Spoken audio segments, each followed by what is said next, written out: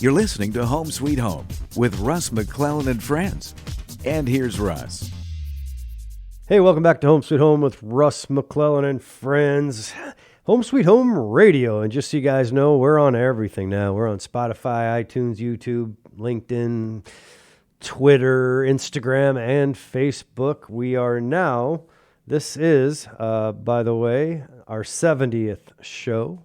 Not sure how that happened, but I'm glad it did. And I have my man, Michael Maher with Prime Lending on the call. How you doing, Michael? Good. Happy to be here. Another awesome show. Yeah, 70th show, pal. Here we are. I know. It's crazy to think how far it's come.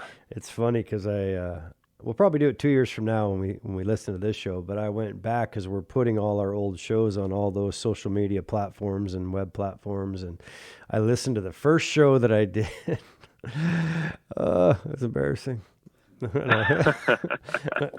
I thought it was good when I did it. So I guess ignorance is bliss sometimes, right? What you don't know won't hurt right. you. And that's kind of how we do life, right? We fail forward. We just, run the race and like they say, ride the horse till it bucks you off or don't ride at all, right? Yeah, exactly. So, hey, we got some stuff going on in the credit land of COVID. What's Freddie and Fannie and Sally Mae and what are they all doing to you these days? Yeah, so we had something recently sprung on us, and it was kind of interesting how it all played out. But basically, Fannie and Freddie are the investors that will back typical conventional loans for the most part. That's kind of the short and sweet of it, and keeping it simple. Basically, what they did is decided on any refinances moving forward that they were going to now charge a 0.5% of the loan amount fee, whether that be a rate term refinance, which is just adjusting the rate, the interest rate that your loan is at, and the term, which is 30, 25, 20-year terms, or a cash out refinance where you're actually pulling equity out from the value of your home and then as cash basically, and you can use that for paying off debt or remodeling and such. So they sprung this 0.5% fee, and it's typically going to be priced into the loan. So every rate, I'm sure some people have heard of paying points to buy down particular interest rates and so on. It's typically going to be put into the pricing of it. So it's just going to make those rates a little bit more. So this was a huge update, and a lot of people got very angry because no one was given any time to adjust. They basically said, this isn't from here on out. If any loans are locked moving forward, it was like sent out on a Friday, and Monday it was changed basically. Wow. Well, they got a ton of backlash, and they ended up pushing it, I believe, until sometime in December. So depending on when loans are locked and the refinances are going through a big boom right now, that fee is coming. So if you're looking at refinancing, now is the time to do it, because that fee is currently most of the time going to be placed on hold.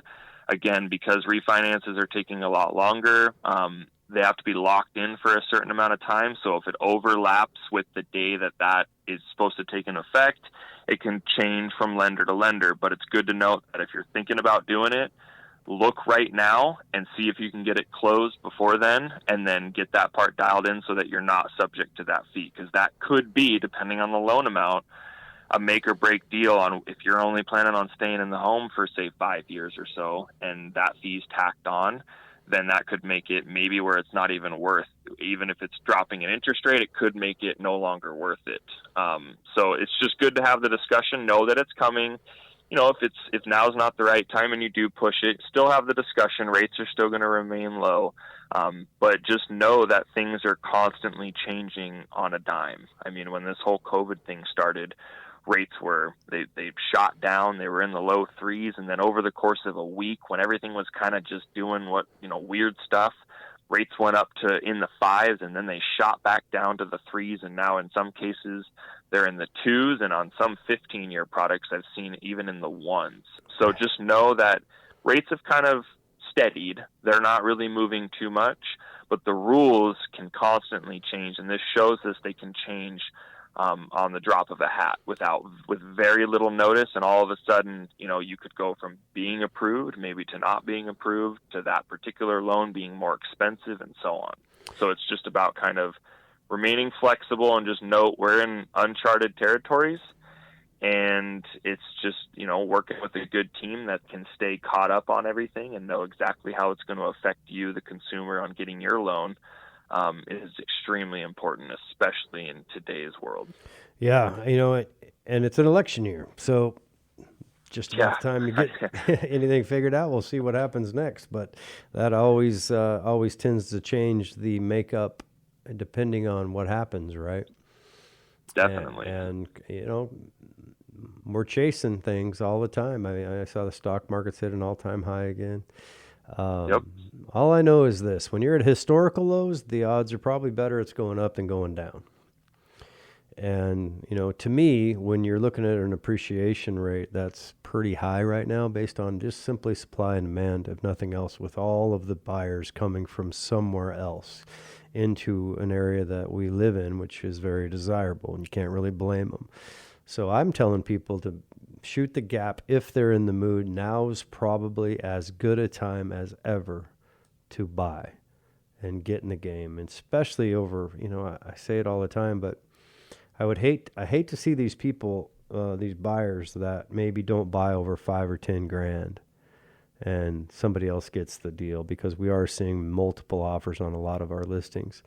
And they just, whether it's the principle of the situation more than the financial or whatever, because they got to get a good deal. Well, a good deal might mean full price. It really might, depending on how it was priced, right? If it was priced correctly, that's where we're seeing multiple offers coming in one day.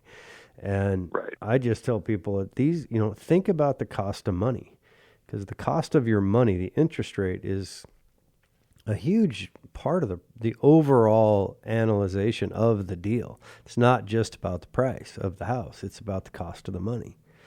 So if you jump a point, you were talking about rates in the low 2s to 5, right? If you jump to 5 and now you have to pay even more, you get that double jeopardy where you're paying more for the house because it appreciated. I just hate to see those people a year from now that could have got in and they chose not to, just because they thought maybe they didn't want to pay full price. Well, it's all about how it was listed, right?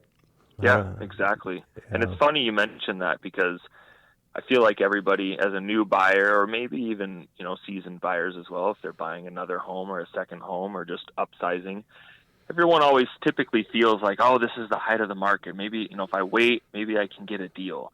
I did the same thing when I purchased my house, and I look back on it now, and that was a couple years ago, and I can't believe the amount it's gone up. And I think I attribute that to this area, this whole Chelan and Douglas County with COVID. I think people, and we've talked about this before, Russ, people are exiting the West Side because they realize that they can work from anywhere, and why not work where you play? That's the common saying, right? So It's just incredible. And like you said, $5,000 to $10,000, losing a house over that kind of money, that's $25 to $50 a month extra in a payment. And from some of the stats that I've seen with the amount of appreciation that's happened thus far, and we're not even all the way through 2020, people are gaining equity 6 months later after they bought the house. And it's an incredible time in this area to be looking at buying a house. Yeah, and it really is. You might, let's say if the home was $400,000 and you could have bought it for $400,000, but you only wanted to pay $390,000. And then let's say that you wait 6 months or a year and you do get it for $390,000. The problem with that is that's not as impactful as the rate that might go from 2.2 to 5. Well, because what would that do to your payment? You may think you're saving money on the $10,000, but if it costs you double on the rate, then it's actually going to be costing you more money, even though you got it for less. So you do have to weigh the complete equation.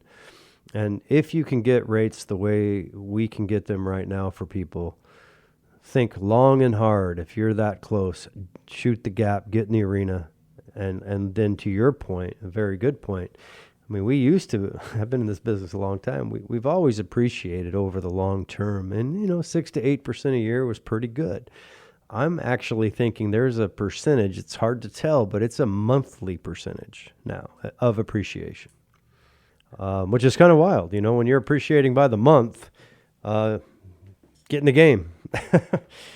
Because it's gonna get dicey out there. I don't know what's gonna happen. Nobody really does, but I can tell you this, that I've been selling Sunshine and Lake Chelan for a long time, and it seems to me like I used to joke around with my team for years, and I'd say, if you guys sold as good as Sunshine and the traffic in Seattle, we'd all be rich, right?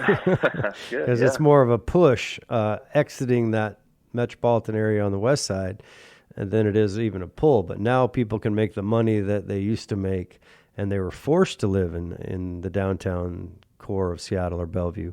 Now they can live anywhere they want. And exactly like you said, we're seeing it every single day, more and more and more people coming over the mountains. Not that it's all good, because that's going to create some economic problems. It's really going to be a difficult thing for a lot of people, especially in the land of COVID. So my advice is to just call you. You can get a hold of Michael at 425-760-8824. I'll do it again. That's 425-760-8824. Michael's with Prime Lending, lives in Entiat, good guy. He'll get confidential counseling from him, find out if you're pre-approved or what you need to do to get pre-approved. Thanks for calling in, Mike. Hey, guys, thanks, Russ. You bet.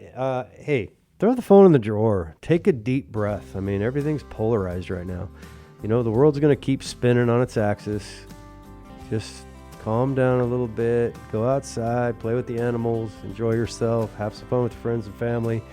Because you know what? We get one chance on this merry-go-round. Let's make the best of it in the worst of times. Tough people last, tough times don't.